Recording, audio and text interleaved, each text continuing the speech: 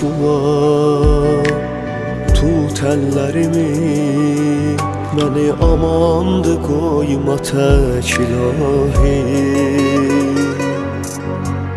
Səs ver səsimə, lütf eylə məni, bu qüssədən kənara çək ilahi.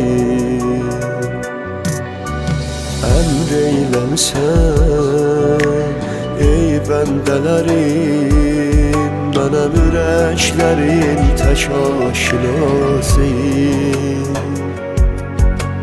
Bir tək sənə mən dərdim deyim.